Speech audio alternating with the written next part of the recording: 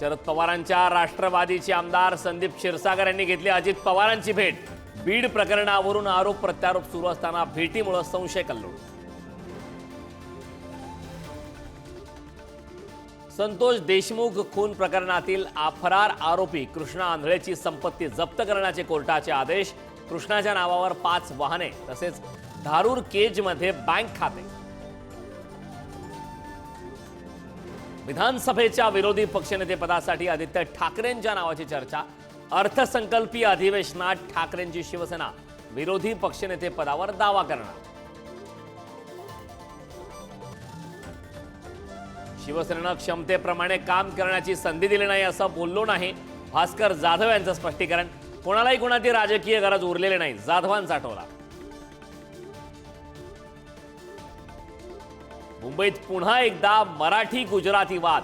रूपम शोरूमच्या मॅनेजरची मराठी ग्राहकांना हिंदी किंवा गुजरातीत बोलण्यासाठी जबरदस्ती।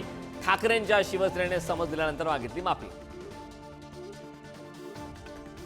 मुंबईत हिंदीपेक्षा मराठी शाळांचा टक्का घसरला। हिंदी माध्यमांच्या तुलनेत पालिकेच्या मराठी माध्यमाच्या प्राथमिक शाळांची पटसंख्या कमी।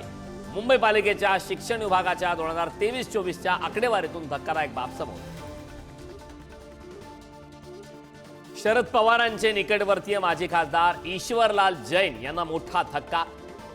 रामजल लकीचंद ज्वेलर्सची 1,69,00,000 मालमत्ता ईडीकडून जप्त। स्टेट बँकेकडून घेतलेल्या 525 कोटी रुपयांच्या थकीत कर्ज प्रकरणी कारवाई। नागपुरात स्फोटके बनवण्याच्या कंपनीत स्फोट।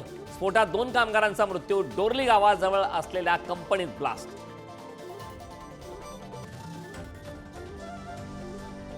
दिल्ली रेल्वे स्थानकावर चेंगराचेंगरी। 18 जणांचा मृत्यू तर 10 जण जखमी। मृतांच्या नातेवाईकांना 10 लाखांची मदत जाहीर। चौकशीसाठी 2 सदस्यीय समिती स्थापन।